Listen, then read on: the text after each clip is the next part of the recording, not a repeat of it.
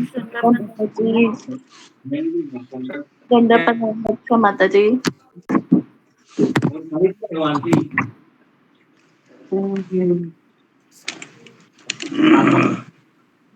हरे कृष्ण वर्षा माता जी, दंडवत प्रणाम।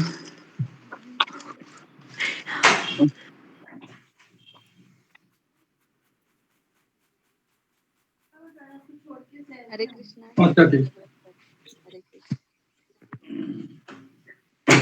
हरे कृष्णा, दंडवत प्रणाम। आज अशोक प्रभु जी एब्सेंट है, वो किसी कारण से नहीं आ पाए हैं। तो उन्होंने कहा है मतलब आज ऋतुपूर्णा माता जी का टर्न है। माता जी आई हैं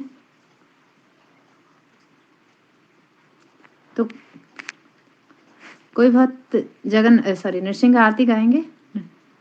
माता जी मैं बोलूं क्या, आपकी आज्ञा है तो? जी माता जी बोलिए। सतीश प्रभु जी आप अपना माइक म्यूट कर लीजिए। हरे कृष्ण प्रभु जी। जी। शुरू कीजिए। नमस्ते नरसिंहाया, पहला दिला दाई ने, पहला दिला दाई ने, हिरण्याकशिपूर्वक्षः, हिरण्याकशिपूर्वक्षः, शिलाटङ्कानखालाय, शिलाटङ्कानखालाय, इतो नरसिंहा परितो नरसिंहा, इतो नरसिंहा परितो नरसिंहा, यत यामि ततो नरसिंहा, यत यामि ततो नरसिंहा, बहि नरसिंहा हृदये नरसिंहा, बहि नरसिंहा हृदये नरसिंहा, नरसिंहमदिं शरणं प्रपद्ये, नरसिंहमदिं शरणं प्रपद्ये, तवे करे कमलवरे नखाम् अद्भुते शृङ्गाम्, दलिता हिरण्यकशिपो तनभृङ्गाम्, केशवधृता नरहरिरूप, जय जगदीश हरे, जय जगदीश हरे, स्वामी जय जगदीश हरे, केशवधृता नरहरिरूपा, जय जगदीश हरे, स्वामी जय जगदीश हरे, स्वामी जय जगदीश हरे, जय नरसिंहदेव नरसिंहदेव नरसिंहदेव, जय नरसिंहदेव, जय प्रहलाद महाराज प्रहलाद महाराज, प्रहलाद महाराज, जय भक्त प्रहलाद, जय जय प्रभुपाद प्रभुपाद प्रभुपाद, जय जय प्रभुपाद, जय जय गुरुदेव गुरुदेव गुरुदेव, जय जय गुरुदेव, सर्वविघ्न विनाशक नरसिंह भगवान की जय, प्रहलाद महाराज जी की जय, भक्ति वेदांत स्वामी परम पूज्य गुरुदेव स्वामी महाराज जी की जय, हमारी शिक्षा गुरु की जय, गौरनिताई भगवान की जय, समस्त वैष्णव भक्तजनों के चरणों में कोटि कोटि दंड प्रणाम। हरे कृष्णा। हरे कृष्णा, दंडवत प्रणाम सभी भक्तों को, दंडवत प्रणाम। अशोक प्रभु जी दंडवत प्रणाम, धर्मराज प्रभु जी, विशाल प्रभु जी, वर्षा माता जी, मंजरी माता जी, सभी भक्तों को दंडवत प्रणाम। दंडवत प्रणाम माता जी, दंडवत प्रणाम। हरे कृष्णा, ममता कुमारी माता जी आए हैं जी। तो कोई भक्त 10 नाम अपराध बोलेंगे। हरे कृष्णा। शिवानी माता जी। हरे कृष्ण माता जी, दंडवत प्रणाम। जी हाँ जी माता जी, मैं 1 सेकंड बोलती हूँ जी। भगवान नाम के प्रचार में होने वाले 10 नाम अपराध। पहला, भगवान नाम के प्रचार में जीवन को समर्पित करने वाले महाभागवतों की निंदा करना। दूसरा, शिव ब्रह्मा आदि देवों के नाम को भगवान नाम के समान अथवा उनसे स्वतंत्र समझना। तीसरा, गुरु की अवज्ञा करना अथवा उन्हें साधारण मनुष्य समझना। चौथा, वैदिक शास्त्रों अथवा प्रमाणों का खंडन करना। पांचवा, हरे कृष्ण महामंत्र की जप की महिमा को काल्पनिक समझना।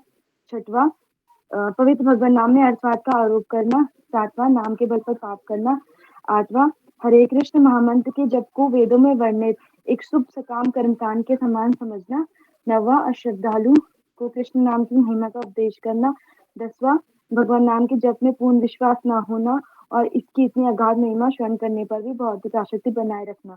भगवान नाम का जप करते समय पूर्ण रूप से सावधान न रहना भी अपराध है। प्रत्येक वैष्णव भक्त को चाहिए कि इस 10 प्रकार के अपराधों से सदा बचकर रहे ताकि श्री कृष्ण चरण कमलों में प्रीति शीघ्रातिशीघ्र प्राप्त हो, जो मनुष्य जीवन का परम लक्ष्य है। हरे कृष्णा। हरे कृष्णा। बहुत बहुत धन्यवाद माता जी। ज्योति माता जी, आपको भी बहुत बहुत धन्यवाद। और आज ऋतुपूर्णा माता जी का टर्न है।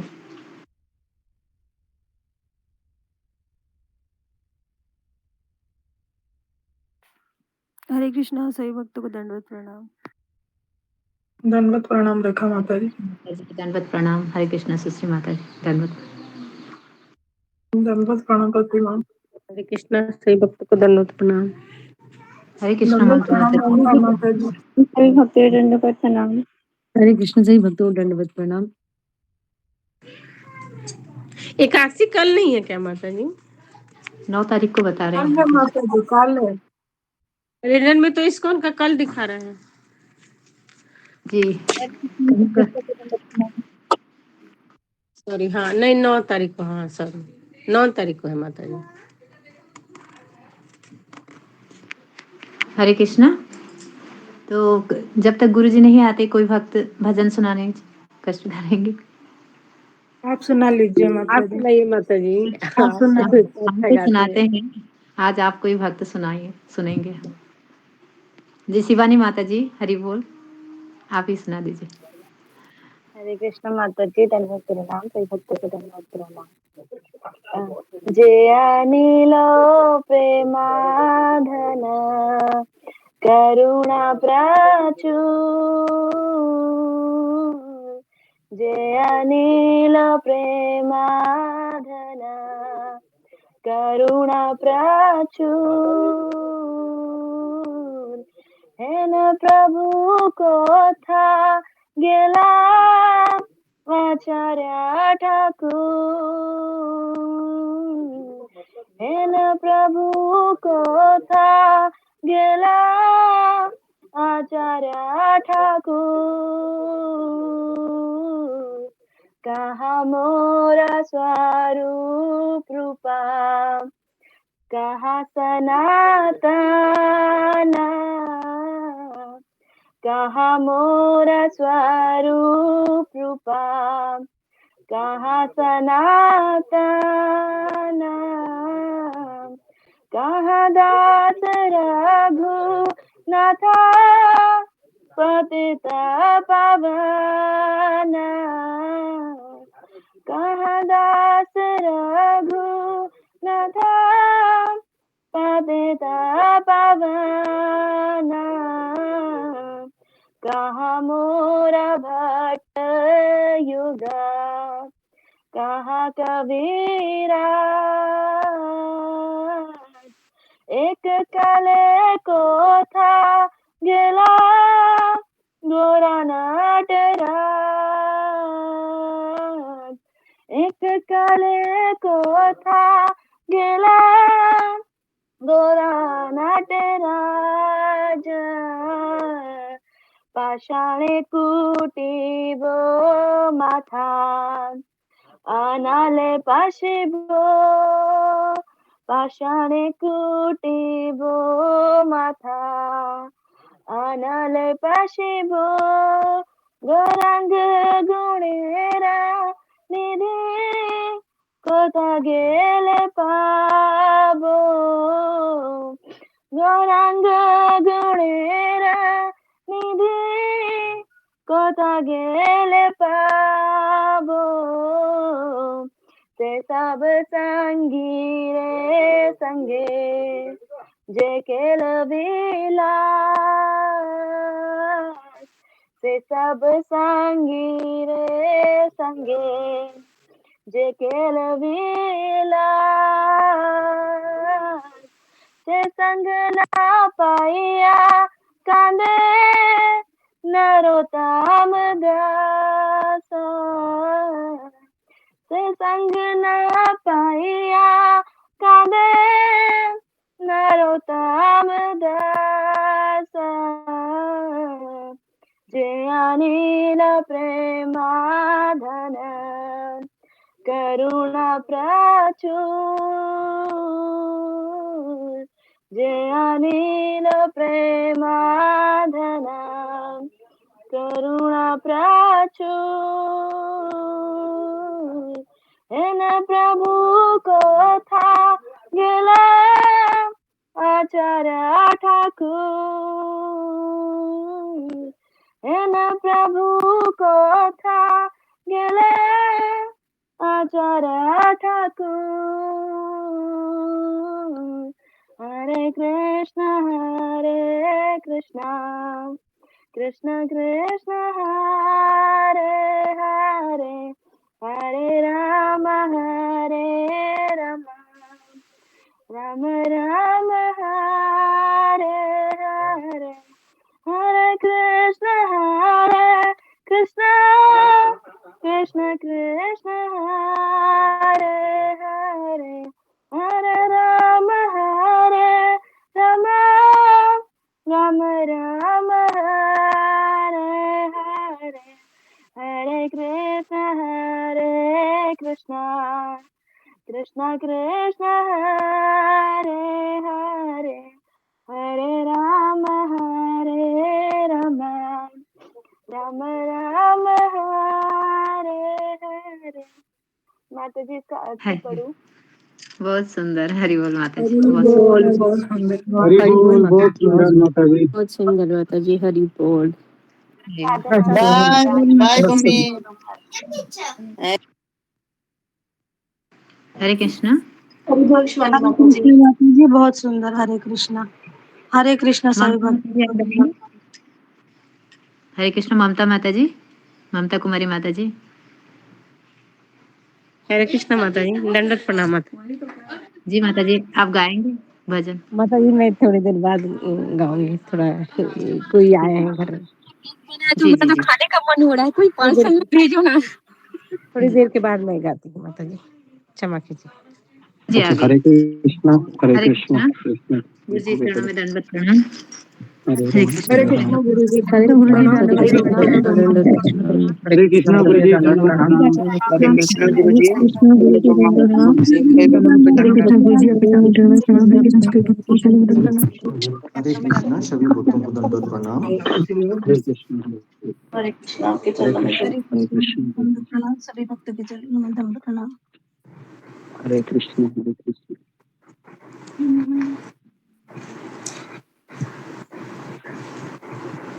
ओम अज्ञानतिमिरान्धस्य ज्ञानाञ्जनशलाकया चक्षुरुन्मीलितं येन तस्मै श्रीगुरवे नमः। नमो बुद्धाय कृष्णप्रेष्ठाय भूतले श्रीमते राधानाथ स्वामी के नाम। हरे कृष्ण।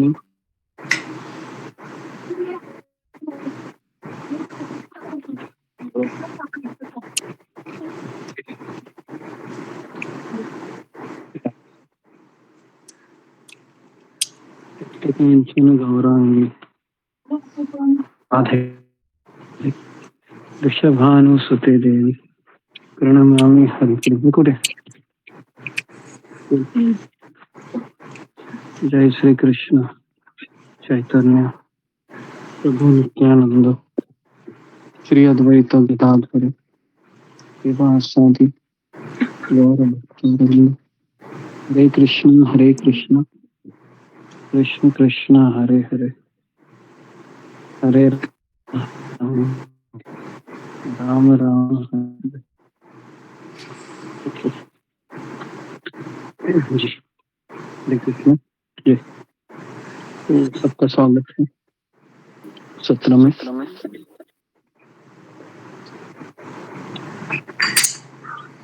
हरे कृष्ण। मनाली माता जी म्यूट कर लीजिए प्लीज।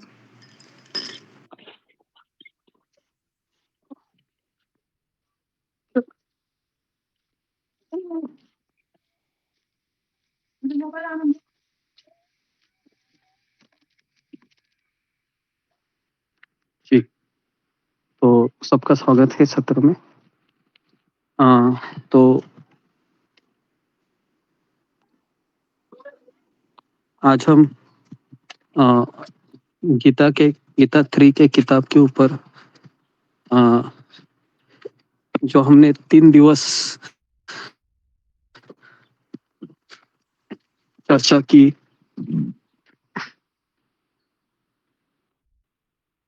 तो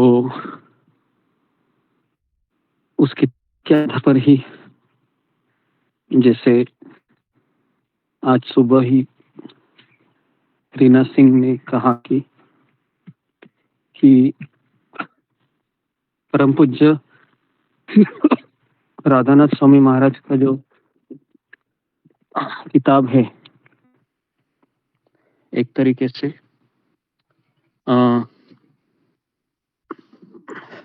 3 विषय थे हमारे किताब के कि समस्या आने पर उसको इस रूप में देखना कि ये मुझे सिखाने के लिए आई है कुछ तो, और दृढ़ निश्चय की कमी होने के बाद हम वही गलती बार बार करते हैं या हम सीख नहीं पाते हैं। और तीसरा है कि मेरे पास समय नहीं है भक्ति करने के लिए। तो ये 3 विषयों के ऊपर हमने चर्चा की थी। तो जैसा कि आज परम पूज्य राधानाथ स्वामी महाराज का आविर्भाव दिन है, तो उसके उपलक्ष्य पर हमने सुबह काफी चर्चा की, और आज हम कुछ इस किताब में से कुछ महाराज की घटनाएं देखेंगे जिससे हमारा जीवन पवित्र हो और हमारे जीवन में जो भी समस्या आएगी तो हमें पता चलेगा कि इस मनोवृत्ति से हमें इन विषयों को देखना चाहिए। तो सबसे पहले मैं इस किताब में से उस प्रसंग को लेना चाहूंगा जिस समय परम पूज्य राधानाथ स्वामी महाराज कठिन परीक्षाएं देकर पाकिस्तान और भारत की सीमा पर आए थे। जी, तो आप में से कितने लोगों ने उस प्रसंग को सुना है, पढ़ा है? फिंगर को रेज कीजिए।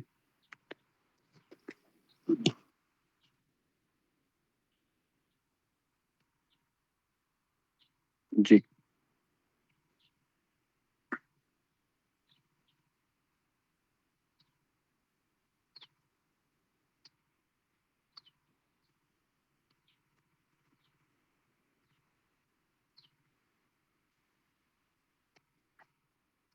ओके। कितने लोग हैं? कुल मिलाकर 11 लोग ही हैं। हालांकि मैंने इस प्रसंग को बहुत बार सुनाया है, लेकिन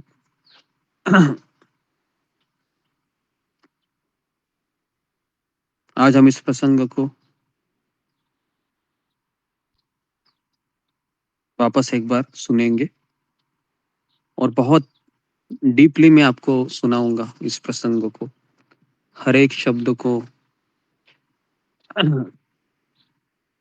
प्रयास करूंगा मैं बताने का, जिस तरह से अनंत शेष जो अपनी अनंत फनाओं से या अनंत मुखों से भगवान की लीलाओं का वर्णन कर रहे हैं, लेकिन जब उनको बताया जाता है कि आपने अब तक आप कहाँ तक पहुंचे हैं, तो कहते हैं कि मैं अनंत सालों से, मेरे अनंत मुखों से भगवान की लीलाओं का वर्णन कर रहा हूं, लेकिन अभी तक मैंने एक क्षण का भी वर्णन मैं नहीं कर पाया। तो मैं भी सोच रहा था कि हम राधानाथ स्वामी महाराज के चरित्र को तो हम बार बार पढ़ रहे हैं, लेकिन इस कथाओं में अनंत अनंत शिक्षाएं हैं, लेकिन बारंबार पढ़ने से पश्चात भी मैं कितना इसमें से अभी तक ले पाया हूं मैं, है ना। तो ये मैं अपने आप को पूछ रहा हूँ सवाल। इसलिए इस किताब को जब भी मैं लेता हूँ तो मैं इस भाव से लेता हूँ कि मैंने इस किताब को पढ़ा ही नहीं अभी तक। क्योंकि अगर हम कोई चीज बोलते हैं कि हाँ ये तो मैंने पढ़ी है, तो हम सीखने का अवसर गवा बैठते हैं, हम सीखने का अवसर गवा बैठते हैं। तो इसलिए ये किताब है, ये हमारे लिए हमेशा नई रहेगी। जी, तो सब रेडी है इस किताब में से घटना सुनने के लिए। हालांकि आज ये विषय थोड़ा सा, आज के दिन हम हमेशा गीता के ऊपर ही बोलते हैं, लेकिन मेरे लिए आज का दिन, हम सबके लिए आज का दिन बहुत महत्वपूर्ण है। तो इसलिए हम इसमें से एक प्रसंग हम उठा ले रहे।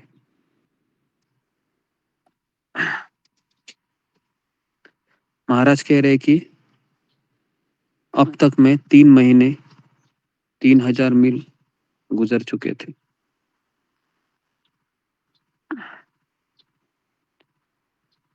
तीन महीने और 3000 मील गुजर चुके थे।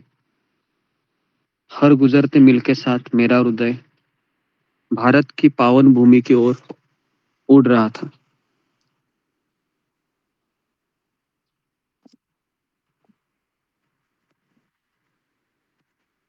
एक ऐसे मिलन की आकांक्षा लिए जिसके बिना मैं जानता था कि मैं जीवित नहीं रह पाऊंगा।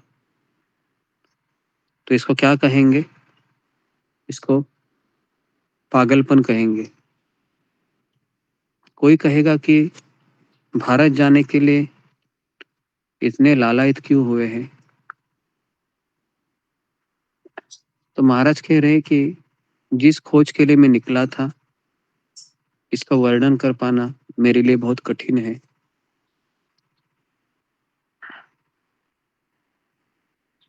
तो अब मैं अपने लक्ष्य से एक पग दूर उस सुरक्षा अधिकारी के सामने खड़ा था, जिसने मेरा पासपोर्ट अपने सरकारी हाथों में पकड़ा हुआ था। कुछ मिनटों तक गौर से जांचने के पश्चात उसने भावशून्य चेहरे के साथ ऊपर देखा और महाराज को एक सवाल पूछा। क्या सवाल पूछा? कि दिखाओ कितना पैसा है तुम्हारे पास।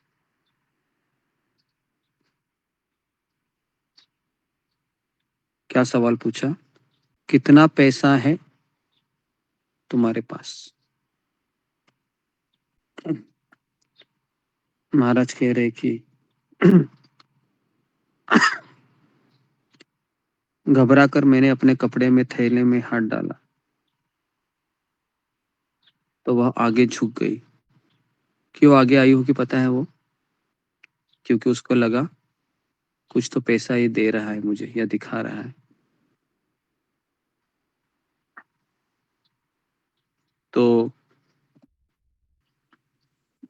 उसे दिखाने के लिए मेरे पास चंद सिक्कों के अलावा कुछ नहीं था।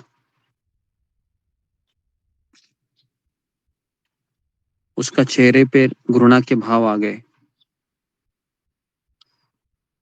और उसने कहा, अगर तुम्हें भारत में प्रवेश करना है तो कम से कम $200 होने चाहिए। अभी हम देखेंगे कि एक बड़ी समस्या महाराज के जीवन में आ रही है। एक बड़ी चुनौती महाराज के जिंदगी में आ रही है। तो हमारा जो पहले दिन का शीर्षक था कि दुनिया सिखाती है कि समस्याओं से भाग जाओ, गीता सिखाती है समस्या से सीखो। तो अभी बड़ी समस्या हुई है। 3000 मील क्रॉस करके 3 महीने तक चल के परम पूज्य राधानाथ स्वामी महाराज 20 साल के युवा तरुण है।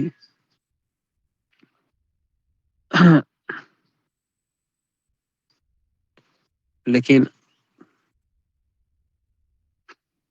जिस आकांक्षा को लिए वो उस सीमा पर पधारे थे, उस सीमा के बाहर या उस सीमा के अंदर प्रवेश करने के लिए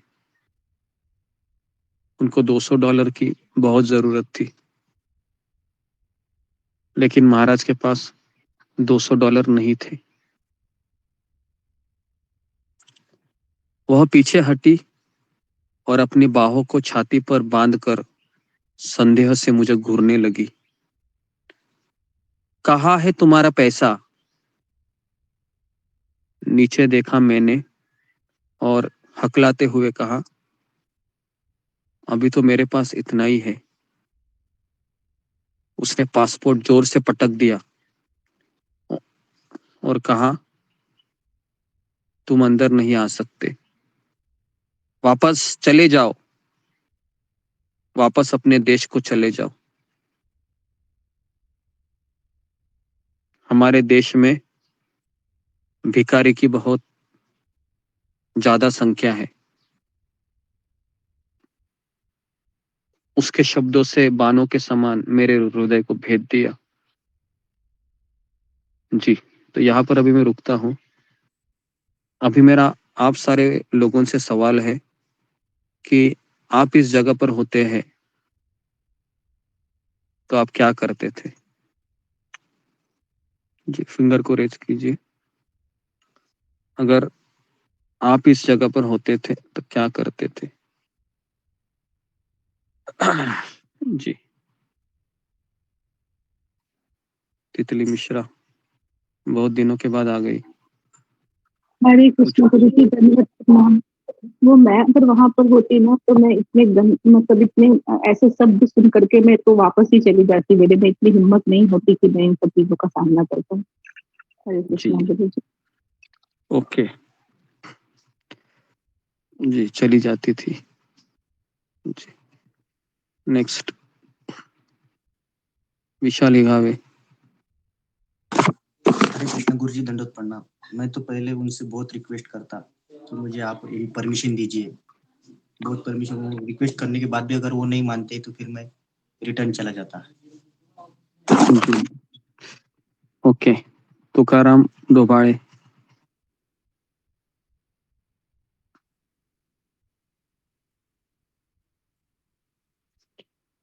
जी, प्रियंका कुमारी। हरे कृष्ण गुरु जी, दंडवत प्रणाम। मुझे भी लगता है गुरु जी कि यदि हम अगर सत्संग से नहीं जुड़े रहते उस टाइम तो रिक्वेस्ट तो करते, लेकिन अगर वो नहीं मानते तो हम वापस ही चले जाते। ऐसा लगता चले है। जाते वापस। ओके, जी, मंजू सिंह। गुरुजी मतलब जैसे माता जी ने कहा कि हम रिक्वेस्ट तो करते, लेकिन अगर वो नहीं मानते तो कहीं ना कहीं हम बहुत ज्यादा निराश हो जाते और हम शायद और ज्यादा एफर्ट करने के लिए जो शक्ति की जरूरत थी वो शायद हम जुटा नहीं पाते। तो हम बहुत निराश होके वहीं पे बैठ जाते हैं माता प्रभु जी। हरे बैठ कृष्ण। बैठ जाते, कैसे बैठ जाती तू? खाना खाने के लिए तो चाहिए ना कुछ, बैठ भी नहीं सकते थे मुझे ऐसा लगता है। जी क्या हम सो आई थिंक सकते हैं वहां वो से? वहां से भी शायद भगा देते, निकाल देते वो वहां से भी। ठीक है, ओके। नेक्स्ट प्रीति अग्रवाल। हरे कृष्णा गुरु जी, दंडवत प्रणाम। गुरु जी, मैं पहले तो उनसे रिक्वेस्ट करती कि मुझे जाने दें, नहीं तो फिर जो आसपास के लोग हैं मैं उनसे मतलब पैसा इकट्ठा करने की ट्राई करती, मतलब कोशिश करती उन्हें अपनी प्रॉब्लम बता के कि कहीं से मुझे पैसे मिल जाए ताकि मैं जा सकूं। और इतनी कोशिश के बाद भी अगर नहीं कुछ हो पाता तो मैं वो कृष्ण इच्छा समझ के वापस चली जाती। जी कृष्ण गुरु की जी। इच्छा समझकर वापस चले जाते हैं, ओके जी। इसके अलावा और किसी का अलग उत्तर हो सकता है? अभी तक जो उत्तर मिला, या यही उत्तर सबका रहेगा? जी, मीना कुमारी। हरे कृष्णा गुरुदेव, दंडवत प्रणाम। हरे कृष्णा गुरुदेव, ये अगर कोई सांसारिक कार्य होता तो शायद मैं जो है वहाँ पे एकदम साम दाम दंड भेद लगाती, लेकिन ये एकदम आध्यात्मिक कार्य था, है एकदम आध्यात्मिक उद्देश्य है इसका। तो यहाँ पे मैंने अपने स्वभाव के अंतर्गत देखा है कि मतलब जितनी भी कोशिश मुझसे बन पड़ती और मैं वहाँ पे जो है इंतजार करती गुरुदेव की इसके मतलब वो महिला जो थी उनके हृदय में थोड़ी दया जरूर आएगी, और इंतजार करना मेरे स्वभाव में है कि मैं अपनी बारी का इंतजार करती कि मुझे जरूर ही प्रवेश मिलेगा, भले ही 99% निराशा मेरे मन में आती, लेकिन जब तक 1% आशा रहती मैं वहां पे रुकी रहती गुरुदेव। ओके हरे कृष्ण जी, भगवान। ओके। तो अभी हम देखते हैं कि महाराज ने क्या किया।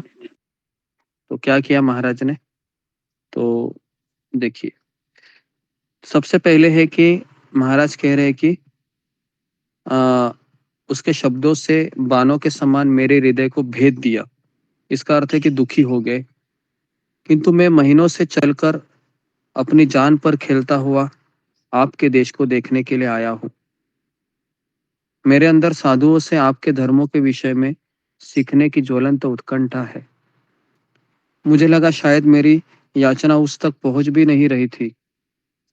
भारत के प्रेम के लिए मैंने अपनी अमेरिकी घर की सुख सुविधाओं को छोड़ दिया है। मुझे एक अवसर तो दीजिए, मुझे एक अवसर तो दीजिए, अवसर दीजिए। ये अवसर, ये शब्द है ना, एक भक्त के लिए बहुत मायने रखता है। अवसर का अर्थ है कि एक चांस, एक चांस चाहिए मुझे, क्योंकि मैं रोज फेल हो रहा हूँ।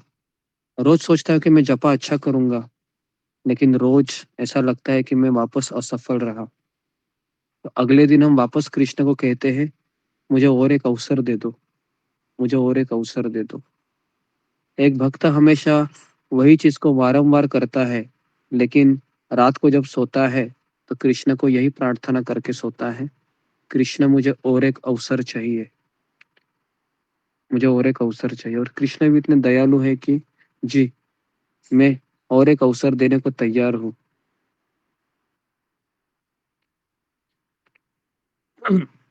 तो महाराज कहे कि मैंने उसको मनाने का बहुत प्रयास किया, जैसा यहाँ पर किसी ने कहा कि हम उनको मनाते थे, लेकिन वो महिला थी ना, वो साक्षात क्या बोल सकते हो, शूर्पणखा या फिर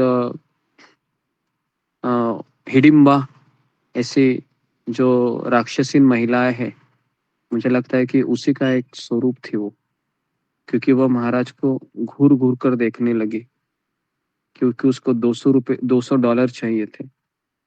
उसने कहा भारत में पहले से ही बहुत भिखारी है, हमें एक और नहीं चाहिए। कैसा लगेगा अगर कोई आपको ऐसा बोलेगा? बहुत बुरा लगेगा ना? क्या लगता है अगर कोई आपको ऐसा बोलेगा कि हमारे भारत में बहुत भिखारी है, हमें और नहीं चाहिए?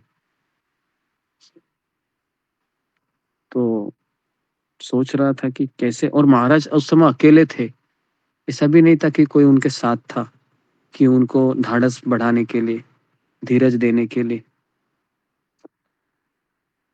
तो उसने एक सिपाही की ओर संकेत किया, और उस सिपाही ने तुरंत अपनी बंदूक तान ली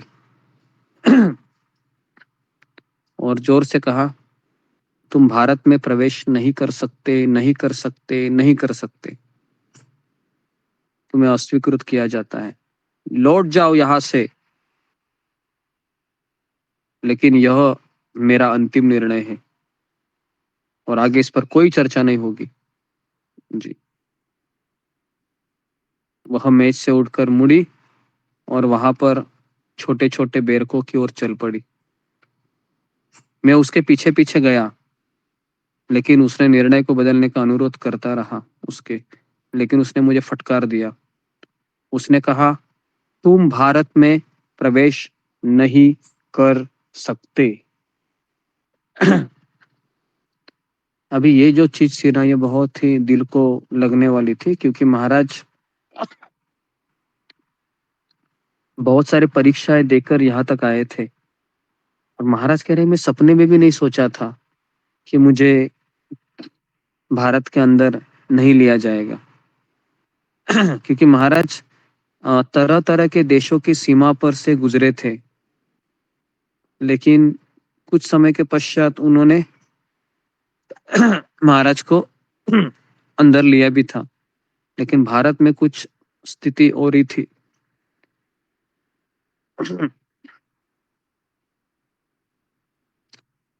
तो विचलित होकर मैं कुछ दूर पीछे आया और एक बड़े नीम के पेड़ की छाया में बैठ गया। मुझे ऐसा लगता है कि चैतन्य महाप्रभु का जन्म भी कहाँ हुआ था? नीम के पेड़ के नीचे। नीम के पेड़ के नीचे। ओके, नीम के पेड़ के नीचे हुआ था। तो मुझे ऐसा लगता है कि महाप्रभु है वो महाराज को आश्रय दे रहे हैं। कोई बात नहीं, क्योंकि वो पेड़ भी नीम का ही निकला, कोई दूसरा भी पेड़ हो सकता था। तो महाप्रभु है वह राधानाथ स्वामी महाराज को आश्रय दिए, क्योंकि जिस भारत पे तुम प्रवेश कर रहे हो उस भारत का जो युग धर्म है वो हरिनाम संकीर्तन है, और मैं कृष्ण हूँ जो कलयुग का युग अवतार हूँ। तो इसलिए महाराज को नीम के पेड़ का आश्रय मिला। और इस तरीके से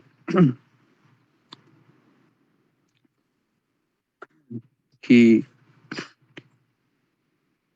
जब मैंने दूर तक फैले पंजाब के हरे भरे खेतों को देखने लगा तो मेरा मन निराश होकर चकराने लगा। कहाँ जाऊं, क्या करूं? ये दो सवाल महाराज को बहुत हैरान करने लगे। कहाँ जाऊं, क्या करूं? कहाँ जाऊं, क्या करूं? इतनी देर तक मैं स्तब्ध होकर वहां पर बैठा रहा, मुझे मालूम नहीं। लेकिन जब पुनः मुझे अपनी परिस्थिति का भान हुआ तो मैंने निश्चय किया कि मैं वापस तो नहीं जाऊंगा। इसको ये कौन से दिन का ये है, कौन बताएगा कि महाराज ने निश्चय किया कि मैं वापस नहीं जाऊंगा? तो हमारा दूसरे दिन का टॉपिक क्या था? वो था दृढ़ निश्चय होना। सेकंड का। बराबर है। हाँ, सेकंड दिन का जो था ना, कि जब कोई समस्या आती है तो हमारे ऊपर सबसे बड़ा जो उपाय होता है वो है दृढ़ निश्चयी रहना। तो महाराज कह रहे कि मैंने ठान लिया था कि मैं वापस नहीं जाऊंगा।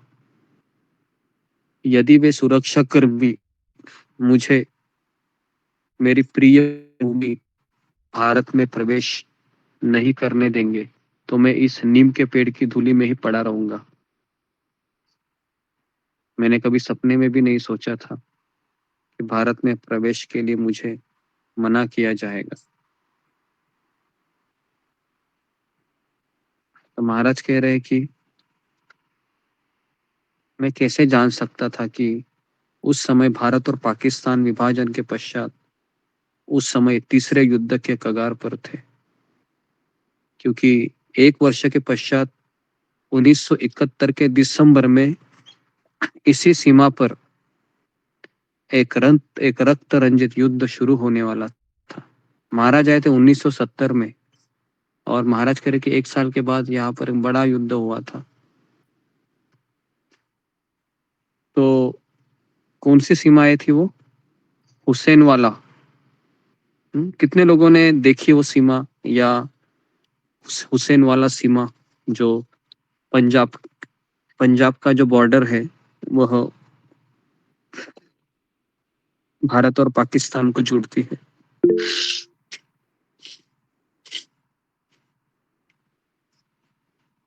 ओके, भारत पाकिस्तान को जोड़ती है। हाँ, हुसैन वाला जो सीमा है।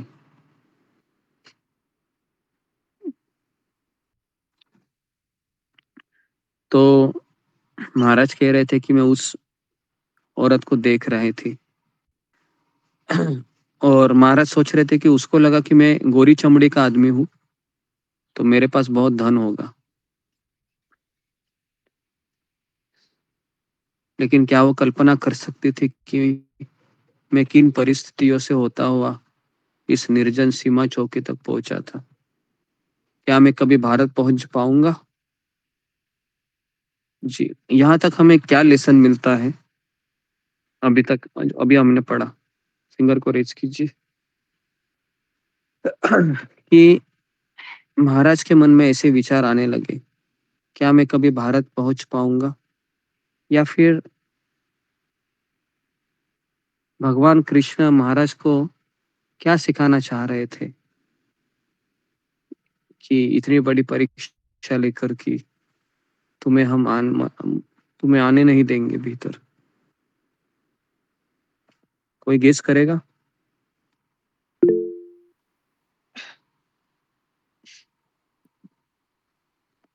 कि भगवान इतनी परीक्षा कैसे क्यों लेना चाह रहे हैं? हालांकि महाराज का ध्येय भी एकदम पवित्र था। महाराज कोई बिजनेस करने के लिए भारत नहीं आए थे, ना महाराज कोई नौकरी ढूंढने आए थे।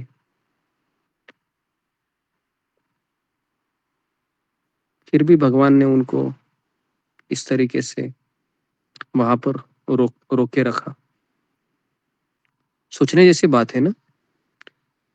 किसी का ध्येय भी एकदम उज्जवल है, शुद्ध है, पवित्र है, तो उसके जीवन में ऐसे बाधाएं क्यों आ रही है?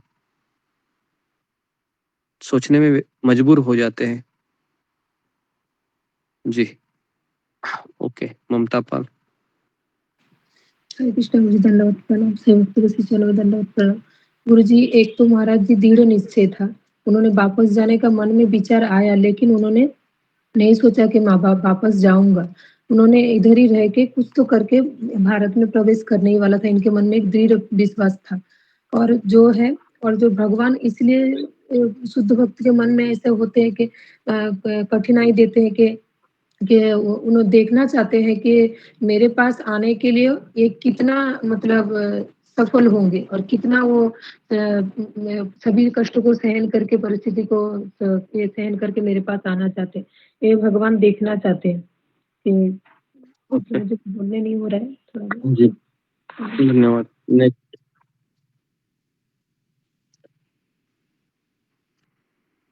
डिमरी। हरे कृष्णा गुरु जी, दंडवत प्रणाम। सभी भक्तों को दंडवत प्रणाम। गुरु जी, जहाँ तक मुझे समझ में आता है कि उस समय पर महाराज जी के जीवन में अनिश्चितता बहुत थी। उनको नहीं पता था कि उनके साथ क्या होने वाला है। ज्यादा तो उनको यही लग रहा था कि शायद मैं नहीं जा पाऊंगा अंदर। तो इस बारे में आपने भी एक हिंट दी हुई है कि जब हम ऐसी स्थिति में होते हैं जहाँ पर रिस्क होता है या अनिश्चितता होती है, वहां पर हमारी शरणागति की सबसे बड़ी परीक्षा होती है कि हम कितने शरणागत हैं उस समय। और वहीं पर हमारा जो विश्वास है वो अगर अडिग है तो वहां से आगे रास्ता हमें भगवान ही दिखाते हैं। तो ये मुझे थोड़ा सा समझ में आता है गुरु जी। ओके, जी, नेक्स्ट, रीना सिंह। हरे कृष्णा गुरुदेव। गुरुदेव, मुझे ये समझ में आया कि यदि अगर कोई चीज हमको आसानी से मिलती है तो उसको हम चीपली ले लेते हैं और उसको उतनी ही जल्दी जो है कि छोड़ देते हैं। और दूसरी चीज ये है कि ये सबसे सर्वोत्कृष्ट हम जा रहे हैं, मतलब भगवान गुरु की खोज करने जा रहे हैं, वो भगवान के लिए। तो उसके लिए उतना तो मतलब उनकी परीक्षा उतनी ही कठिन होगी, ये चीज थी। और ये आपने मतलब क्लास में भी बताया था जो है कि जब जब हम गिव अप करते हैं उसी उसी के बाद जो है कि सफलता हमारी निश्चित होती है जो है। और ऐसा जो है कि महाराज जी ने कई केसों में उन्होंने देखा था, इसीलिए उन्होंने वो दृढ़ निश्चय किया कि जो है कि मैं यहाँ से नहीं वापस जाऊंगा। मुझे ये समझना, मुझे कुछ गलती से जी जी जी। तो ये जो रीना सिंह ने जो उत्तर दिया है, इसी उत्तर की खोज में मैं था कि कोई भी चीज हमको अगर आसानी से अगर मिल जाती, मान लो कि वो लेडी जहाँ पर बैठी थी उसने कहा था कि यस आप कहाँ से आए हैं, महाराज कहते थे हाँ मैं अमेरिका से आया हूँ। अच्छा आप अमेरिका से आए हो, ओ बहुत अच्छा है, आ जाइए, वेलकम वेलकम। तो शायद ऐसा हो सकता था कि महाराज को बहुत आसानी से उस चीज को प्राप्त करने का सुविधा हो सकती थी।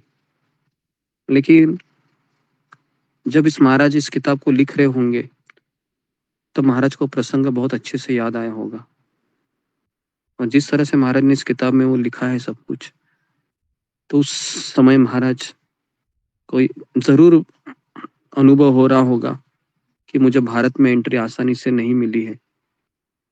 और जब कोई चीज हमको आसानी से मिल जाती है, कोई भी चीज ले लो, चाहे वह इस्कॉन का मंदिर हो, कथा हो, सत्संग हो, तो उसका स्वभाव ही ऐसा है कि व्यक्ति उसको बहुत आसानी से ले लेता है, बहुत आसानी से। और यही हमारा सबसे बड़ा हमारे लिए एक अभिशाप हो जाता है। वही चीज शाप कब बन जाती है, जब हमको बहुत आसानी से ले लेते हैं। वही अमृत एक जहर बन जाता है, जब अमृतमय सत्संग को हम ये सोच कर लेते हैं कि अरे रोज ही तो है, रोज कथा होती है, एक दिन मिस करेंगे तो क्या होगा, क्या सत्संग करने के लिए मेरा जीवन बना है, और भी तो चीजें हैं। कृष्ण गीता में ये भी तो कहते हैं अपने कर्म करो। तो इस तरह से हम अपने आप को कन्विंस कर लेते हैं, और इस तरह से हम बड़ी मूर्खता करके धीरे धीरे इस अमृतमय सत्संग से काफी दूर चले जाते हैं। तो इसलिए यहाँ पर जो भगवान परम पूज्य राधानाथ स्वामी महाराज की परीक्षा ले रहे हैं, तो ऐसा मत समझिए कि कृष्ण उनको बहुत दुख दे रहे हैं, नहीं, कृष्ण महाराज को और चमका रहे हैं। क्योंकि आज हम इस किताब को पढ़ते हैं तो हमें पता चलता है कि महाराज ने कितनी बड़े बड़े अग्नि परीक्षाएं देकर अपने गुरु को प्राप्त किया है।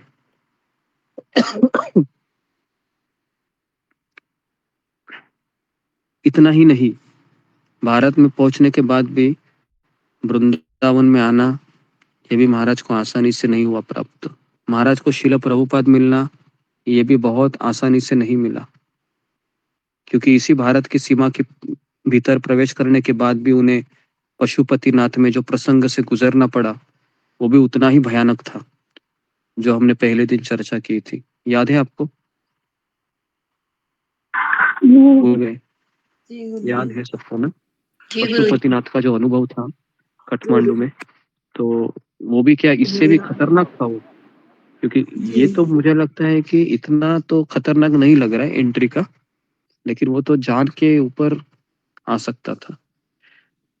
तो इस किताब में मैं यही देखता हूँ, इस किताब को बार बार हम पढ़ने से, कि जो चीज मुझे आसानी से प्राप्त हुई है, एटलीस्ट मुझे, कि इस्कॉन का मंदिर मिलना, भक्त मिलना, यात्राएं मिलना, लेकिन जब किसी को यही चीज बहुत बहुत बहुत बहुत कठिनाई से मिलती है, तो उसको बहुत बहुत बहुत बहुत संभाल के रखना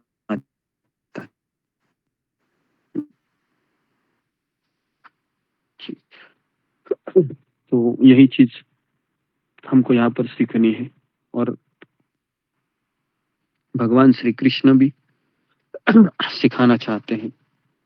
तो इसलिए मेरा आप सभी लोगों से अनुरोध है कि भक्ति में कोई भी चीज आसानी से मत लीजिए, क्योंकि स्वर्ग के देवी देवता भी तरसते हैं सत्संग के लिए, उनको भी प्राप्त नहीं हो पाता। और इस संसार में वही व्यक्ति भाग्यवान है, गौराम प्रभु बता रहे थे, जो भक्तों की संगति में पड़ा हुआ है।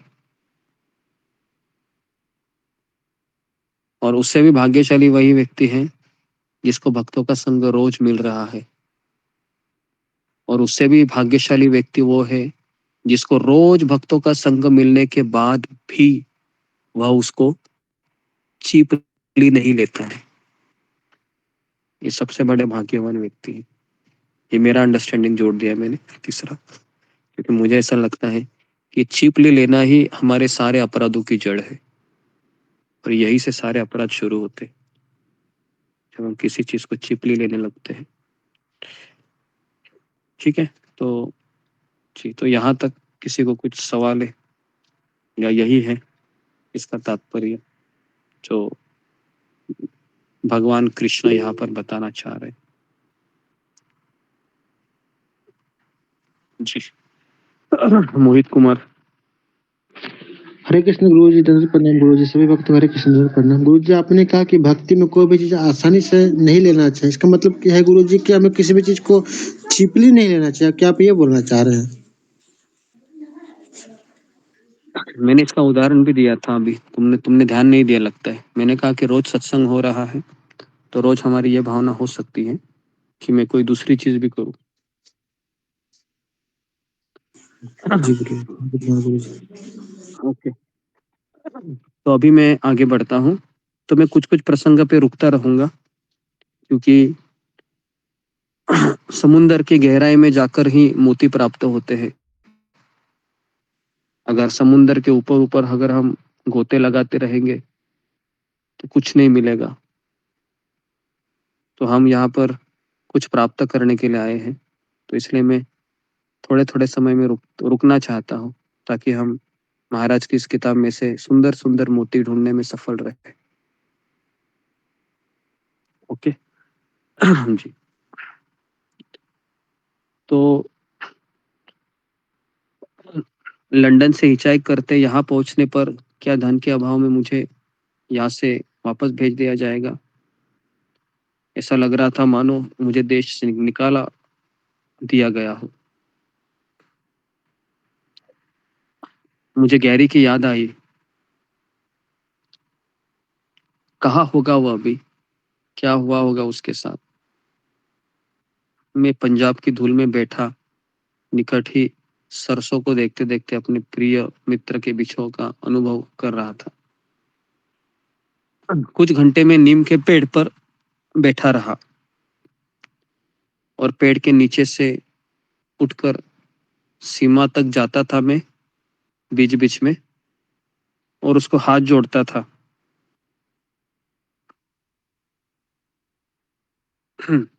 अंततः मैंने एक बार फिर से उसके सामने हाथ गिड़गिड़ाए, हाथ जोड़े, तो उसने अपने मिलिट्री के जूते जमीन पर पटके। है ना, मुझे लगता है कि वो पूतना की ही बहन होगी। इतनी कठोर कैसे कोई महिला हो सकती है ना? क्या आपको लगता है कि सारी महिलाएं है हमारे ग्रुप में भी ऐसी महिला कैसे हो सकती है कि थोड़ा भी तरस नहीं आता है उसको कि बेचारा एक व्यक्ति है, उसको एंट्री करने की इच्छा है। क्या मांग रहा था वो तुमसे? केवल एक अंदर प्रवेश करने की तो अनुमति मांग रहा था। लेकिन मुझे ऐसा लगता है कि भगवान ने ही उस लेडी को उसी तरह से आचरण करने के लिए कहा होगा, क्योंकि अगर वो ऐसा नहीं करती थी तो शायद हमें राधानाथ स्वामी महाराज की उत्कंठा का पता नहीं चलता था। ऐसा ऐसा अभी थोड़ा सा लगने लगा, क्योंकि आपको याद है जब द्रौपदी है वह बिलक बिलक कर पितामह भीष्म के पास आई थी, तो उस समय पितामह भीष्म ने भी कुछ नहीं कहा था। तो उस समय ऐसा लगता है कि पितामह भीष्म इतने निष्ठुर है कि एक लेडी के ऊपर दया नहीं आती उसको।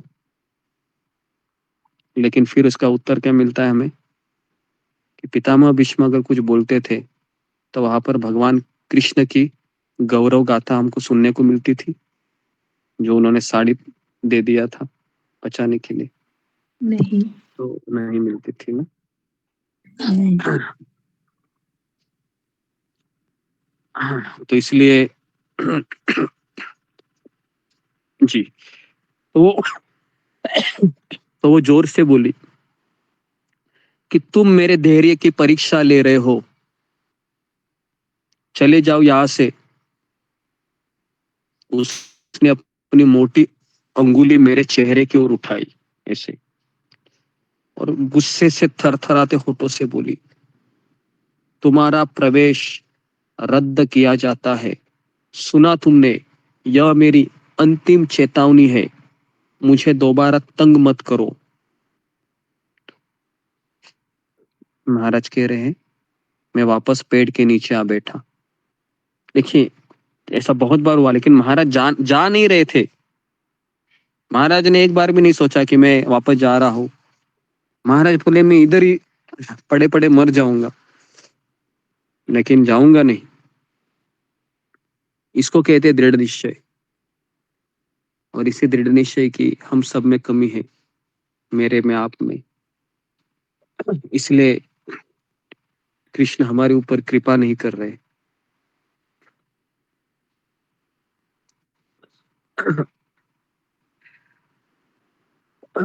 तो मैं वापस पेड़ के नीचे आ गया। पूरा दिन विचारों में, तूफान में उलझा रहा पूरा दिन। क्या महाराज ने उस समय ब्रेकफास्ट किया होगा? क्या महाराज ने उस समय लंच का सोचा होगा? क्या महाराज को रात के डिनर की चिंता होती? हमें पहला विचार यहाँ वहां पर क्या आता था? अरे ब्रेकफास्ट मिलेगा कि नहीं, लंच मिलेगा कि नहीं, डिनर मिलेगा क्या नहीं? क्या लगता है आपको? थोड़ा तो विचार आता होगा ना, अरे क्या यहीं पर क्या मैं पड़ा रहूं क्या, खाने को तो कुछ मिलना चाहिए ना। मुझे लगता है कि ये कृष्ण की इच्छा है कि मुझे भारत में नहीं, थोड़ा सा पाकिस्तान में भक्ति करना चाहिए लगता है ना, फिर मैं आऊंगा। तो हम इस तरह से सोचते थे कि थोड़ा पाकिस्तान जाते हैं, थोड़ा सा पास ही है ना, और वहां पर थोड़ा सा अभ्यास करेंगे और फिर आएंगे, है ना। तो समय अभी मेरे पास अनुकूल नहीं है, तो इस तरह से हम कृष्ण की इच्छा समझकर चले जाते थे। लेकिन कृष्ण की सही इच्छा क्या थी? कि तुम तड़पो, गिड़गिड़ाओ, सहन करो, विनम्र बनो। ये कृष्ण की इच्छा थी। लेकिन कभी कभी हम कृष्ण की इच्छा किसको समझते हैं? पलायन करो, छोड़ दो, और हम अपने ही मन को कहते हैं। ये किसकी इच्छा थी? कृष्ण की इच्छा थी। बोलते ऐसे, कितने लोगों ने ऐसा किया है अपने जीवन में? फिंगर को रेस कीजिए कि कुछ चुनौती आती है और हार मानकर बोलते हैं ये किसकी इच्छा है? ये कृष्ण की इच्छा है ना। और सर्टिफिकेट भी देते हैं, ये कृष्ण की इच्छा से मैंने किया, ये कृष्ण की इच्छा से ही ऐसा हो रहा। बराबर है जी। 23 लोग हैं, 24 लोग हैं जी। तो बताइए कौन सा प्रसंग ऐसा हुआ था? प्रियंका कुमारी। हरे कृष्ण गुरु जी, दंडवत प्रणाम। सभी भक्तों को दंडवत प्रणाम। गुरु जी, एक बार तो ऐसा हुआ था कि मेरे पति ने मेरा जपा माला ही तोड़ दिए थे, तो मैं बहुत निराश हो गई थी और ऐसा लग रहा था कि कृष्णा क्यों ऐसे कर रहे हैं मेरे साथ। यही था गुरु जी मेरे जीवन में। हरे कृष्ण। जी जी। प्रियंका कुमारी, मुझे लगता है तुम एक बार चली भी गई थी ना? गुरुजी मेरा वापस से मोबाइल खराब हो गया था, तो घर के लोग बोले कि मेरे पति बोले कि मोबाइल तुमको नहीं देंगे, ये सत्संग छोड़ दो। तो मैं सोची कि थोड़ा सा लिफ्ट उठ जाते हैं, जब मोबाइल आ जाएगा तो फिर मैं जुड़ जाऊंगी। यही था गुरुजी। जी जी ओके। तो ओके विशाल। हरे कृष्ण गुरुजी, दंडवत प्रणाम। सभी भक्तों को दंडवत प्रणाम। गुरुजी, आपसे जुड़ने से पहले मेरे मन में बहुत सारे सवाल थे और उन सवालों का मुझे जवाब चाहिए था, तो मुझे वो कहीं से मिल नहीं रहे थे और मुझे उस वक्त भगवान पर इतना ट्रस्ट भी नहीं था। मुझे लग रहा था कि भगवान ऐसा क्यों कर रहे हैं। मुझे लगता था कि भगवान सिर्फ शुद्ध भक्तों की ही मदद करते हैं, हम जैसे अधम पापी लोगों की शायद उनको मदद करना वो मदद नहीं कर रहे थे। तो मुझे इतना भगवान के ऊपर, फिर मैंने माला भी छोड़ दी थी आपके सत्संग से जुड़ने से पहले। तो ये हुआ था मेरे साथ कुछ। जी, तो इसको भगवान की इच्छा के रूप में स्वीकार किया तुमने।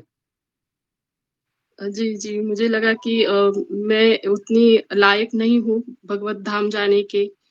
मैं अपने आप को ये कह रही थी कि भगवान सिर्फ शुद्ध भक्तों की मदद करते हैं, हम जैसे बद्ध जीवों की शायद वो मदद नहीं करते हैं, हमसे वो प्रेम ही नहीं ओके करते हैं। ऐसे बहुत सारे सवाल मेरे मन में आ रहे थे। ओके जी। नेक्स्ट और किसका ऐसा प्रसंग है? सोमाकर। हरे कृष्ण गुरुजी, दंडवत प्रणाम।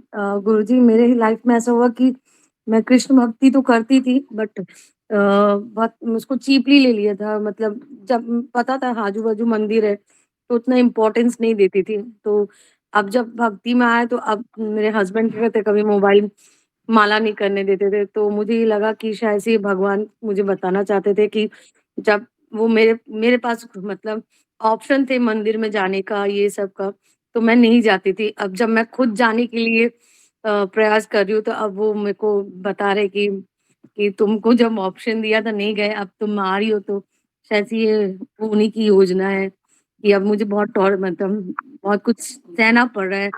मैंने बहुत मुश्किलें करना पड़ता है उनके भक्ति करने में। मुझे लगा ये शायद से कुछ उन्हीं का होगा, योजना ही होगा गुरुजी।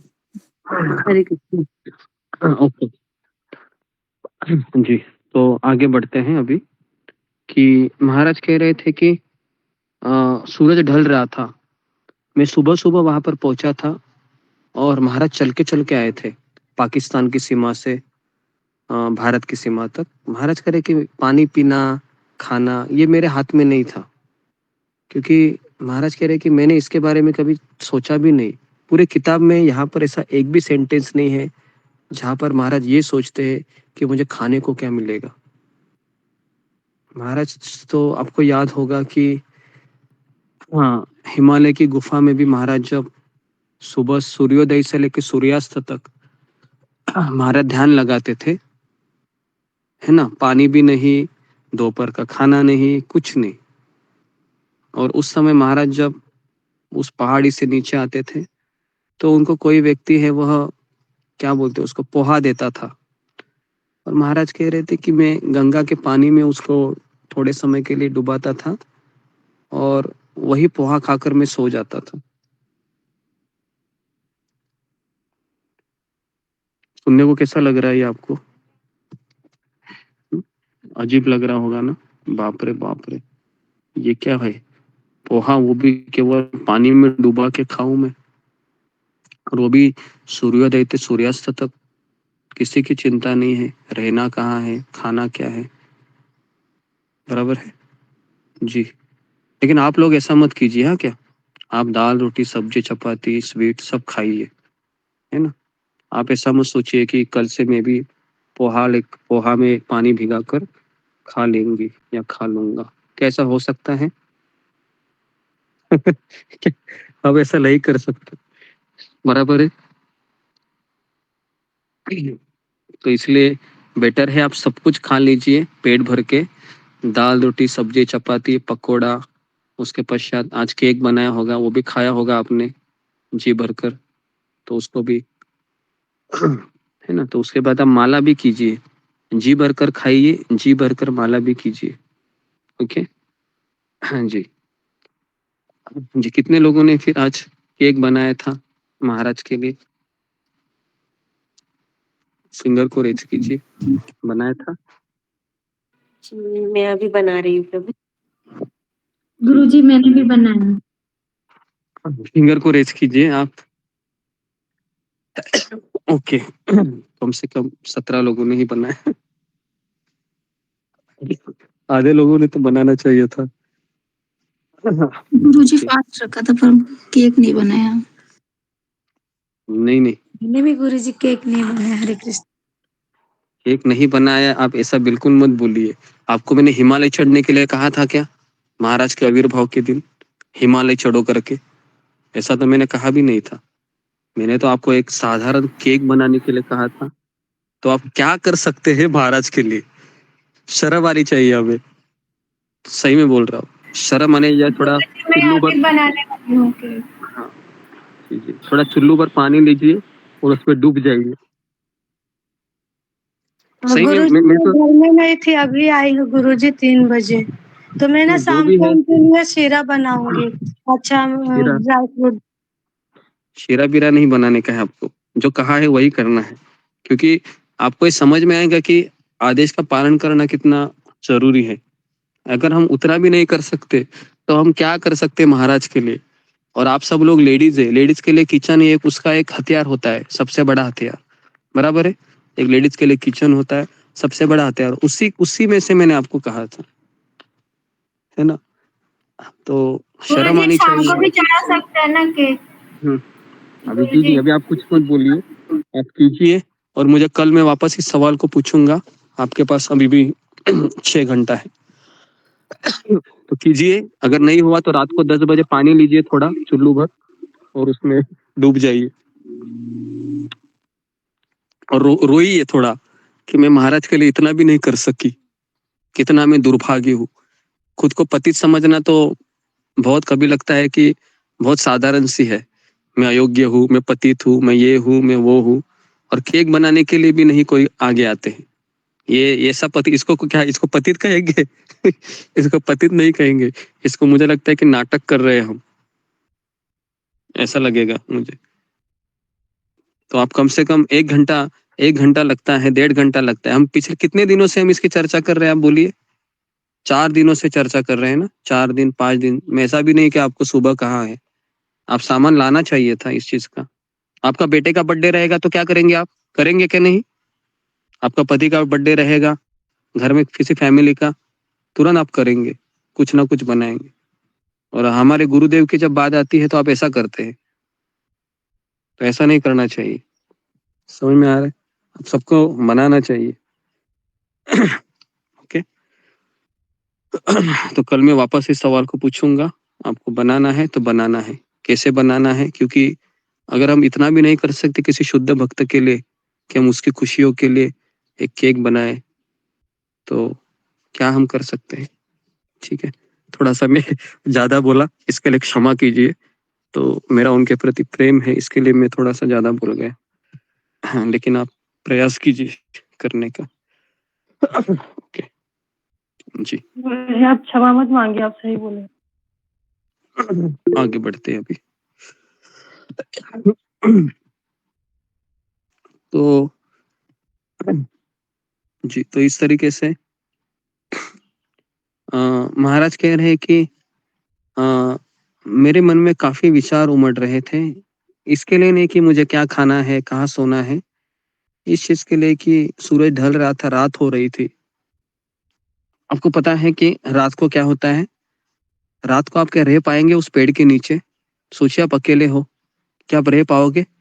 खाना नहीं है, कुछ नहीं, वो केवल रेती है। वो ना ना कोई कमरा है, ना कोई घर है, ना कोई लैंप है, पूरा अंधेरा अंधेरा।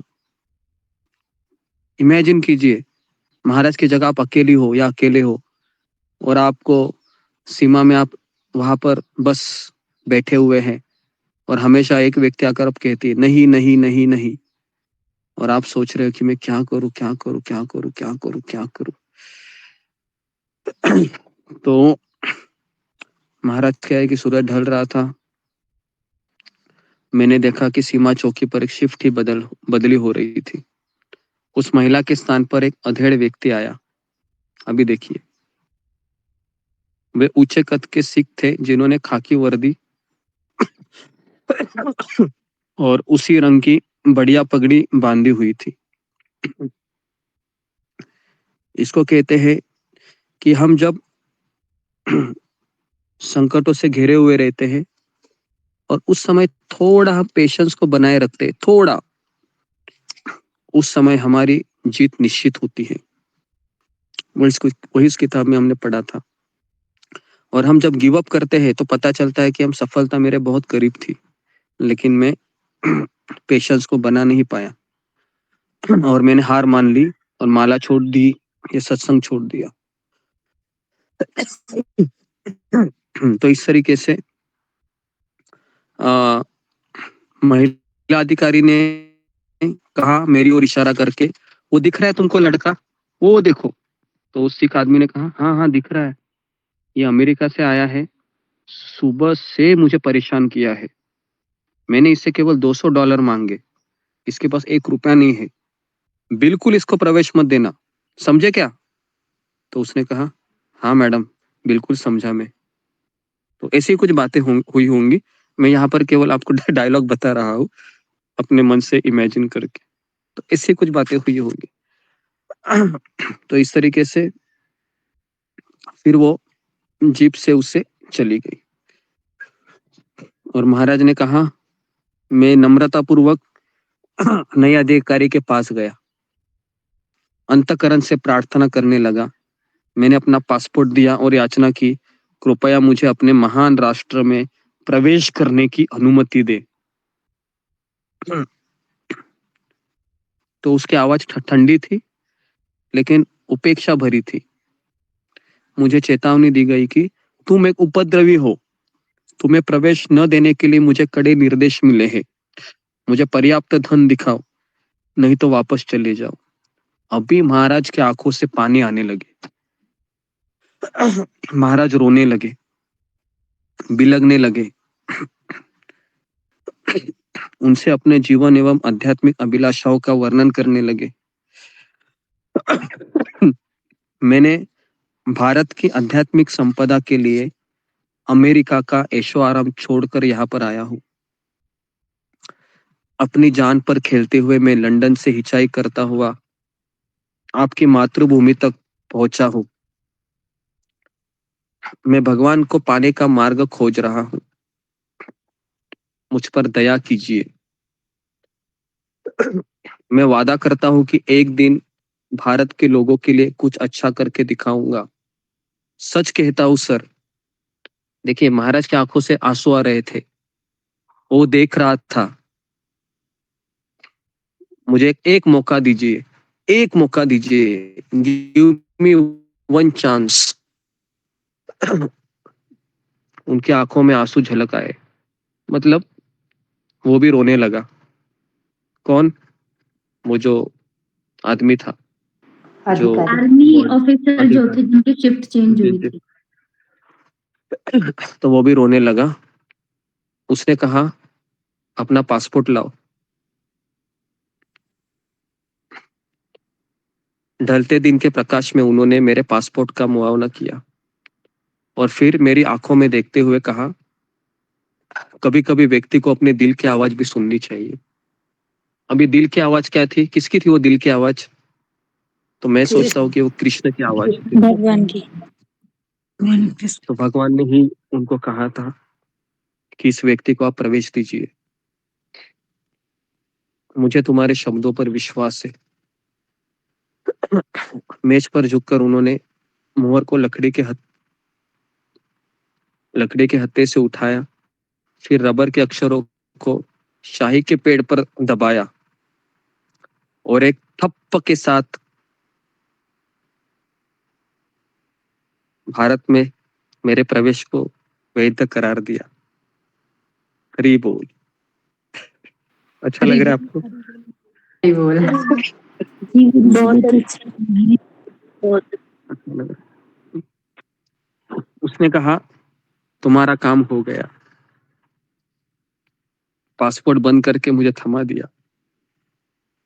एक स्नेह भरी मुस्कान के साथ उन्होंने अपना हाथ मेरे सिर पर रख दिया। बेटा, मैं तुम्हें आशीर्वाद देता हूँ। भगवान करे तुम्हें उस सत्य की प्राप्ति हो जिसके लिए तुम लालायित हो। भारत में तुम्हारा स्वागत है, ऐसा वो कहता है।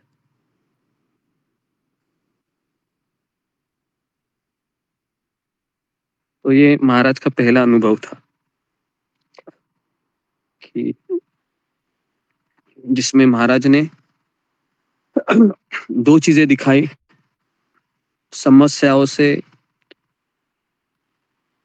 अवसर के रूप में देखना और दूसरा दृढ़ निश्चय रहना।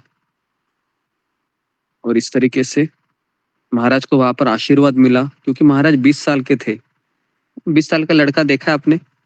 कॉलेज का लड़का होता है, ग्रेजुएशन का, है ना, उसका उम्र भी 20 साल ही होता है। और जाहिर है उस आदमी की उम्र तो 45 प्लस तो होंगी ही।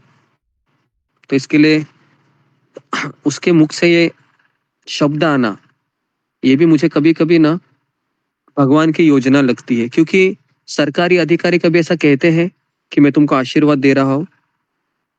मुझे नहीं लगता कोई सरकारी व्यक्ति ऐसा बोलता भी है। वो तो हमेशा पैसे की भाषा ही जानता है और वो मैक्सिमम बोलता है ठीक है जाओ अभी तुम। लेकिन वो भी मुझे लगता है कि भक्त था, क्योंकि यहाँ पर उनका ज्यादा वर्णन नहीं आया है, लेकिन जिस तरह से उसके शब्द थे कि मैं तुम्हें आशीर्वाद देता हूँ, भगवान करे तुम्हें सत्य की प्राप्ति हो। कितना सुंदर आशीर्वाद है वो, है ना, कि भगवान करे तुम्हें उस सत्य की प्राप्ति हो जिसके लिए तुम लालायित हो, है ना। तो यहाँ पर ये पहला आशीर्वाद परम पूज्य राधानाथ महाराज को मिलता है। और वहां पर भगवान उस अधिकारी के मुंह से बोलते हैं भारत में तुम्हारा स्वागत है ना, वेलकम टू इंडिया। तो इस तरीके से ये एक ही प्रसंग ले पाया मैं, क्षमा कीजिए, हालांकि मुझे बहुत कुछ लेना था, लेकिन मैं महाराज के हर एक शब्द को जस्टिस देना चाहता हूँ और आप लोगों को भी बताना चाह रहा हूँ कि मेरे गुरु कितने महान है ना, कि किस तरह से उन्होंने भगवान को प्राप्त किया। अब उतनी ही लालसा, उनकी उतनी ही आकांक्षा हमारे भी हृदय में आए, ताकि हम भी उस सत्य को प्राप्त करूं जिसको आपने प्राप्त किया है ना। ओके, तो यहाँ पर मैं रुकता हूँ। आप में से किसी का कुछ सवाल है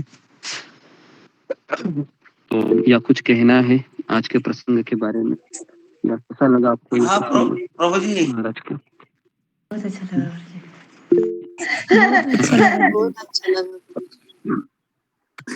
अच्छा लगा। सुंदर को बहुत अच्छा लगा। अगर आप बहुत कुछ बढ़िया कहें गुरु जी, बहुत अच्छा लगा। बहुत अच्छा लगा गुरु जी। प्रभु जी, जी अच्छा लगा। हाँ प्रभु जी, जब आप भी उनको प्रवेश दिया उस वक्त तो वो जुड़े ही नहीं थे ना, वो इस्कॉन में, इसमें तो जब कुछ भी नहीं था ना उनका तो। जी इस्कॉन से वो जुड़े बाद में, लेकिन बाद में जुड़े। ये इस्कॉन के जुड़ने से पहले का प्रसंग था। अभी तक उनको गुरु नहीं मिले हैं। ये पहले का प्रसंग था। और इसमें हम एक चीज देखते हैं कि उनमें जो गुण थे ये इस्कॉन के पहले से ही थे महाराज में। मतलब ये जो गुण होते हैं ना, विनम्रता, कृतज्ञता, दूसरों को आदर देना, सहनशील होना, ये सारे गुण महाराज को पहले से ही थे, इनबिल्ट थे। तो इसलिए मैं कह रहा हूँ कि राधानाथ स्वामी महाराज ये मुक्त आत्मा है। ये एक साधारण जीव की तरह नहीं है जो अपने कर्म का यहाँ पर लेखा जोखा कर रहा है। तो महाराज ये दिव्य आत्मा है, दिव्य पुरुष है, जो आध्यात्मिक जगत से हमारे लिए आए हैं खास करके। ओके जी, और किसी को? जी मोहित कुमार। गुरु जी मेरा पर्सनल प्रश्न है गुरु जी क्या आप भी बुक पब्लिश करना चाहते हैं गुरु जी? मैं जानना चाहता था गुरु जी। हाँ, क्या जानना चाह क्या रहे? आप भी बुक पब्लिश करना चाहते हैं गुरु जी? कोई बुक? कौन सी बुक? मुझे कोई बुक पब्लिश नहीं करनी। मतलब गुरु जी आप, मैं देखा था कि आप सुलेखा माता जी मैंने बुक टाइप कर रही थी, इसलिए मैं पूछ रहा गुरु जी, इसलिए नहीं जान नहीं, रहा। ऐसा कुछ नहीं है। Okay next. ओके नीमा जोशी। हरे कृष्णा गुरुजी, दंडवत प्रणाम। गुरुजी मैं शुरू का सुन नहीं पाई थी, वो क्यों एंट्री चाह रहे थे गुरुजी भारत में वो, और वो कहाँ जाना चाहते थे? उसके लिए आपको एक लेक्चर ही सुनना पड़ेगा, पूरा रिकॉर्डिंग सुनना पड़ेगा। बस क्योंकि गुरुजी थोड़ा सा ये बता दीजिए कि मतलब वो प्रचार के लिए जा रहे थे इंडिया में? प्रचार के लिए थोड़ी जा रहे थे। राधानाथ स्वामी महाराज तो गुरु की खोज के लिए निकले थे, और उनको भीतर से आवाज आई थी, है ना? कहाँ पर आवाज आई थी, किसी को याद है वो भीतर से महाराज को, कि गो टू इंडिया? कहाँ पर आई थी वो आवाज? गुफा के अंदर वो ध्यान कर रहे थे, वहां पर उनको आई थी, और वो शायद उस समय बाहर थे, हाँ हाँ, क्रीट इंडिया का से पर्वत बाहर था ना बोले। वो। क्रीट का पर्वत। क्रीट करके एक पर्वत था, तो वहां पर आपको याद होगा, उसके बाद उनको ये मिली थी, आयरिन नाम की लड़की मिली थी, है ना? उसके बाद मिली थी वो, जो उसने महाराज को प्रपोज किया था कि है ना, मैं आपके साथ रहना चाहती हूँ। और महाराज उस किताब में, इसी किताब में लिखते हैं कि अगर ये एक दिन पहले मुझे मिली होती तो शायद मैं इसको हाँ बोलता था। लेकिन महाराज कह रहे थे कि वो अनुभव मुझे ये आयरिन नाम की लड़की मिलने से पहले आया था, तो इसके लिए मैंने उसको भी मना किया। क्योंकि उस समय जो भगवान ने मेरे हृदय में आवाज दिया था कि गो टू इंडिया, और मैं उसी के बारे में सोच रहा था। और उस समय महाराज, उस इसी किताब में वो प्रसंग आता है। तो कल मैं उस प्रसंग को लेता हूँ आयरिन का, कि किस तरह से महाराज ने एक बड़ी चुनौती को बहुत आसानी से छोड़ दिया। क्योंकि एक पुरुष के लिए, और महाराज का उम्र तब कितना था? 19 साल, 20 साल, 20 साल, है ना? 20 साल। तो 20 साल के लड़के के जीवन में किसी लड़की का आना, और वो भी महाराज उस समय हारमोनिका बजा रहे थे, और महाराज के हारमोनिका के ध्वनि से वो आकर्षित हुई थी, है ना? और उसके साथ रहे भी थे काफी समय, दोनों एक जगह पर गए थे। और फिर उस समय एक चिट्ठी भी आई थी ना महाराज को, और इसमें लिखा हुआ था कि अगर आप मेरा स्वीकार नहीं करेंगे तो फिर मैं आपको देखने नहीं चाहूँ, क्योंकि मेरे में इतनी हिम्मत नहीं है कि मेरे आपके मुख से मैं ना सुन पाओगी। तो ऐसा ही कुछ लिखा था उसने, और महाराज ने उसका कुछ उत्तर नहीं दिया, तो वो समझ गई कि महाराज आगे बढ़ना चाहते।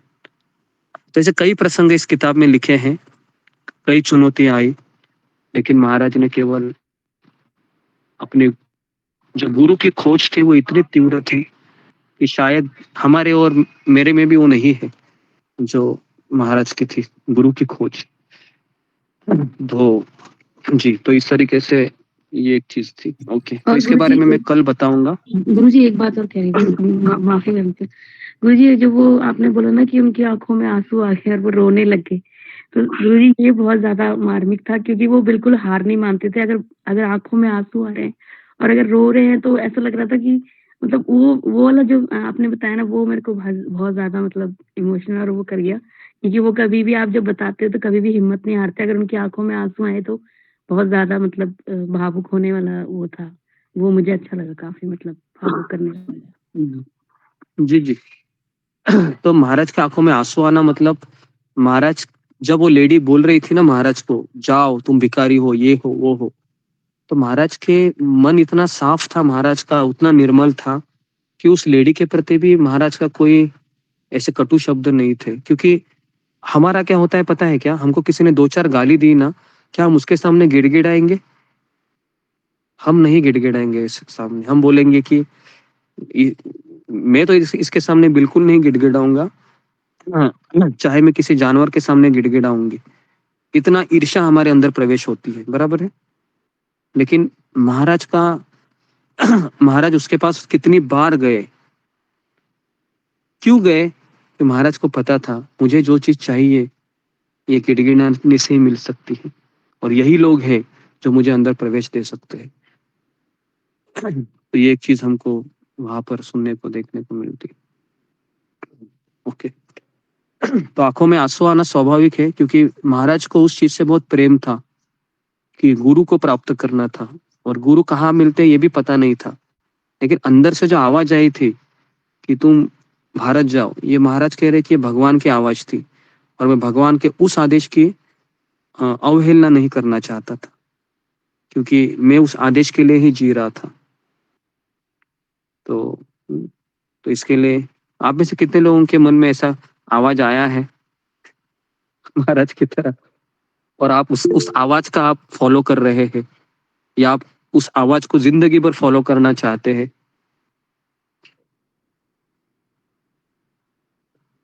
सोच समझ कर उंगली खड़ा कीजिए।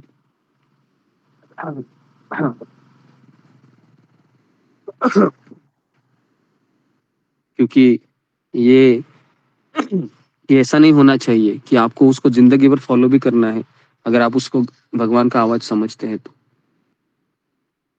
जी, तो किसको कहूँ मैं? एक व्यक्ति को कहता हूँ मैं। जी, ओके, मीनाक्षी रावत।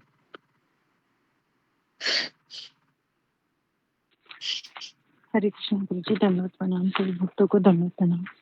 गुरु जी, जैसा आप हमेशा बताते हैं कि लाइफ में ऐसा होता है और हमारे परिवार वाले ऐसे, मतलब हर एक चीज़ आप बताते हैं, तो जब हम घर में वो चीज़ देखते हैं तो अंदर से एक होता है कि नहीं, कभी कभी क्योंकि खुद पे डाउट आता है कि जिस राह में मैं चली हूँ क्या ये सही है, क्या ऐसे क्वेश्चन आते हैं। तो जब घर की ऐसी सिचुएशन को देखते हैं, ऐसी परिस्थिति देखते हैं कि वही व्यक्ति सामने आपको बहुत प्यार से रहता है और पीछे ही आपको पता चलता है कि वो इस तरह से बोलता है या कुछ चीज़ें करता है, तो वो समझ में आती है चीज़ें, और फिर अंदर से लगता है कि नहीं भगवान, ऐसे एक अंदर से आवाज आती है कि नहीं, ये जो गुरुजी बताते वो सच है और यहाँ से जाना है तो जाना है।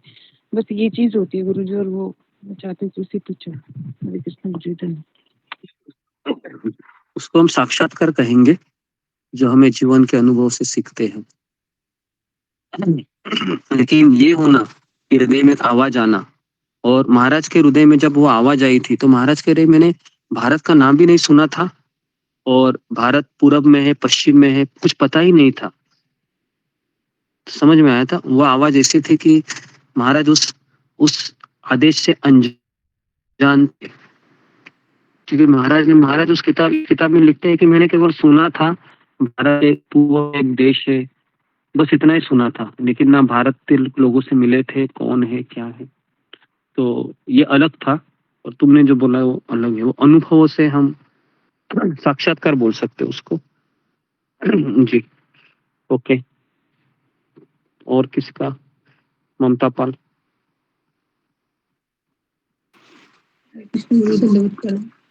गुरु जी, जब मेरी ऐसी परिस्थिति आई थी कि मैं बहुत ऐसा दुखी हो रही थी और बहुत ऐसा चाहती थी मन से कि मैं ऐसा बिजी व्यस्त हो जाऊं जीवन में, ताकि मैं किसी भी अलग इसमें ना जाऊं, किसी भी अलग रास्ते में। तो तभी जब भी भक्तों का वो कॉल आया तो मुझे ऐसे लगा, तो प्रभु ने मेरी बात सुनी है। मुझे ऐसा मन में लगा कि वो भी मेरे लिए एक भगवान की आवाज ही है। मतलब अंदर से आता कि प्रभु चाहते हैं कि मैंने जो मांगा था कि मैं जीवन में व्यस्त हो जाऊं, तो मुझे वो व्यस्तता में प्रभु के नाम और जो सत्संग है ये सभी करने में मुझे लगा दिया है।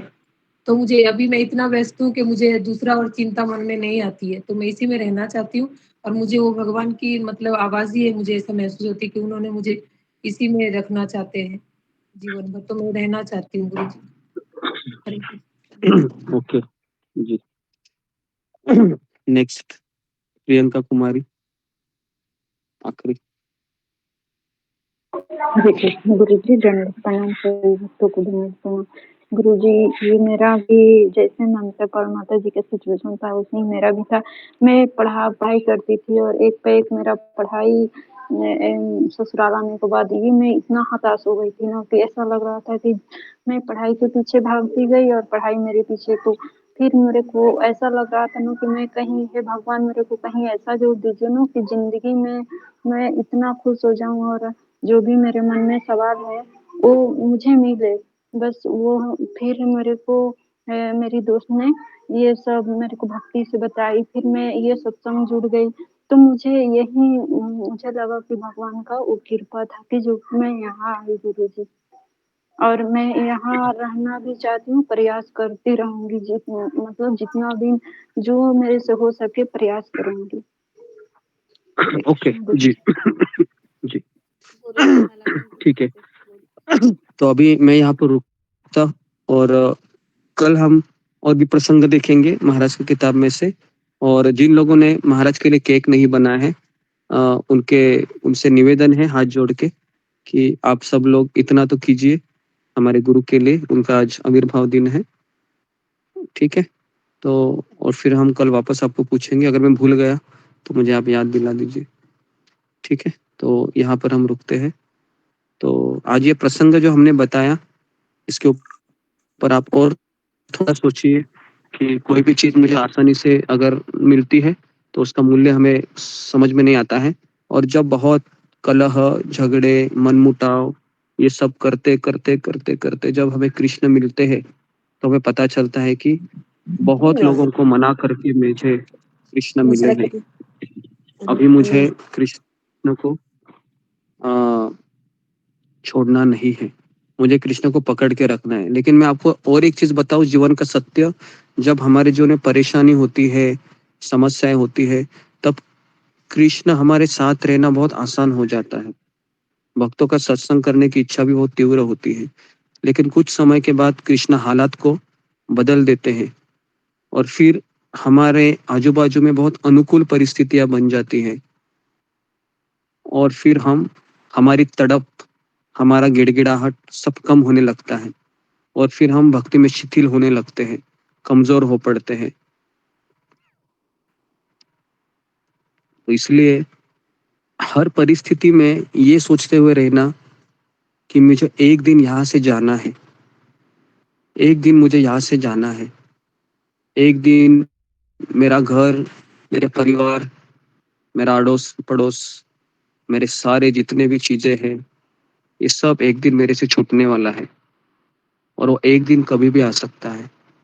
इसलिए हर दिन मेरे लिए सत्संग करना, जप करना, ये मेरे लिए बहुत बहुत बहुत जरूरी है। तो ये थॉट हमेशा बनाए रखना, मुझे यहाँ से एक दिन जाना है। ठीक है, तो इसी थॉट से हम विराम देते हैं। आप सबका बहुत बहुत धन्यवाद।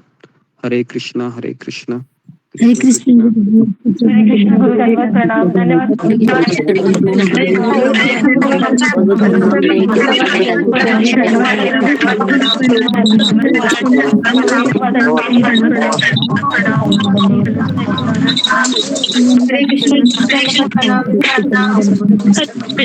प्रणाम, भक्त के चरण में मेरा दंडवत प्रणाम।